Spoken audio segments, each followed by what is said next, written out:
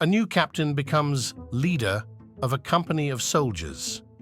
As he goes about learning everything on how they do things, he finds two soldiers guarding a bench. He asks his sergeants why they're guarding the bench, and they say the previous commander ordered it. He calls the previous commander up, now a major, asking why he did that. And the major said it's because the previous commander ordered it. So he calls that commander, now a LTA colonel, asking why he ordered it, gets the same answer, that it was ordered by the previous commander. The captain goes through this song and dances a couple more times before he gets a hold of an old retired 4-star general. He politely calls him up and asks him why he ordered his men to guard this bench, that all the commanders since then have maintained the tradition. The old retired general goes, "Wait, is the paint still wet?" It is 1939 and a Soviet army is marching on Finland. As they pass the border, they hear a Finnish voice over the hill. "One Finnish soldier is better than 10 Soviet soldiers." The Soviet general laughs as he sends 10 men on the hill to capture it. There is gunfire for a minute, and then everything goes silent for a moment, and they then hear the same voice. "One Finnish soldier is better than 100 of yours." Annoyed, the Soviet general sends 100 men to capture the hill. There is gunfire and bombs going for 10 minutes, and everything goes silent again. Suddenly, the same voice yells out, "One Finnish soldier is better than 1,000 of Soviet soldiers." Enraged, the general sends 1,000 men, accompanied with tanks, artillery, mortar teams, and tells them to not return until the hill is theirs. For half an hour, hell breaks loose, bombs and explosions, gunfire, screams and death all around, and then it goes silent again.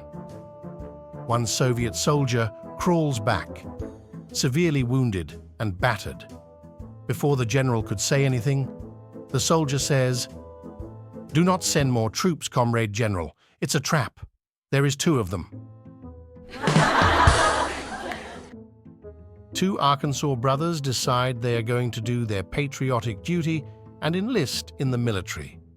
The first recruiter's office they come to is an Air Force recruiter. The two walk inside and are greeted by the recruiter.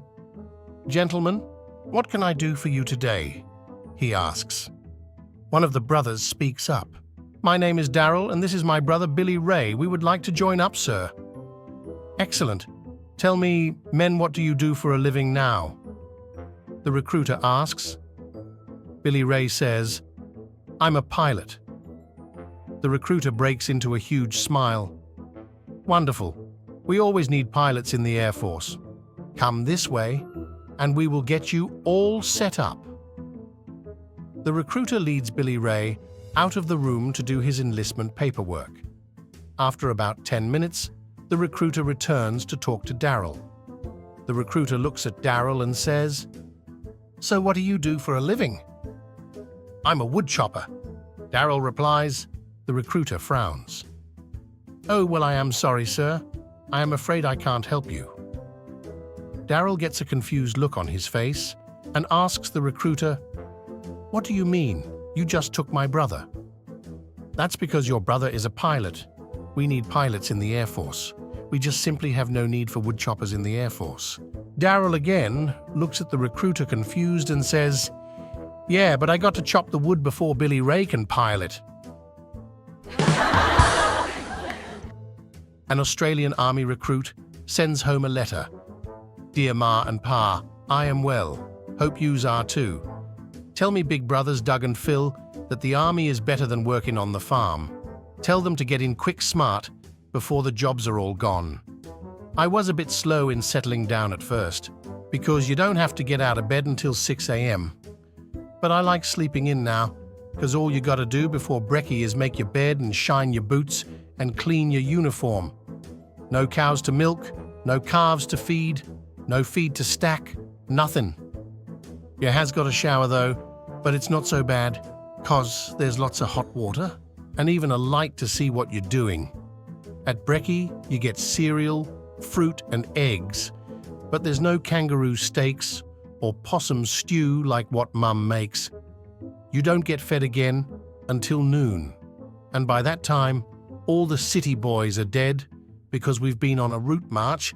Geez, it's only just like walking to the windmill in the back paddock. This one will kill me brothers Doug and Phil with laughter. I keep getting medals for shooting. Dunno why. The bullseye is as big as a possum's bum, and it don't move, and it's not firing back at you like the Johnsons did when our big scrubber bull got into their prize cows before the Eka last year. All you gotta do is make yourself comfortable and hit the target. You don't even load your own cartridges. They comes in little boxes, and you don't have to steady yourself against the roll bar of the roo shooting truck when you reload. Sometimes you gotta wrestle with the city boys, and I gotta be real careful because they break easy. It's not like fighting with Doug and Phil and Jack and Bory and Steve and Muzzer all at once like we do at home after the muster. Turns out I'm not a bad boxer either, and it looks like I'm the best the platoon's got. And I've only been beaten by this one bloke from the engineers. He's 6'5" and 15 stone and 3 pick handles across the shoulders, and as you know, I'm only 5'7" and 8 stone ringing wet, but I fought him till the other blokes carried me off to the boozer. I can't complain about the army. Tell the boys to get in quick before word gets around how good it is. Your loving daughter, Patricia. A Marine general, an Army general, and a Navy admiral were discussing who had the toughest men. The Army general says, "All right, I'll prove the Army has the toughest men in the country. Private, get over here." The private reports as ordered, "Yes, sir."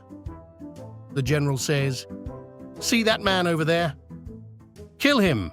Without hesitating, the private kills the man.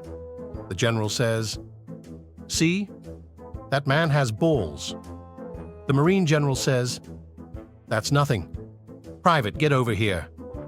The Marine private reports, "Yes, sir."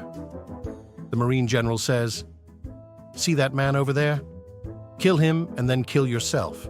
Without blinking, the Marine private pulls out his M16 and blows away the guy, then turns the rifle on himself and unloads several rounds. The Marine general says, "See, now that man has balls." The admiral says, "That's nothing." He calls to a seaman high up on a tower, "Hey seaman, jump off that tower." The seaman answers, "Excuse me, sir." The admiral repeats, "Jump off that tower." The seaman replies, "Fuck you, sir." The admiral says, "See, that man has balls, and he's got brains too." My friends, if you want to watch other funny jokes, subscribe to the channel.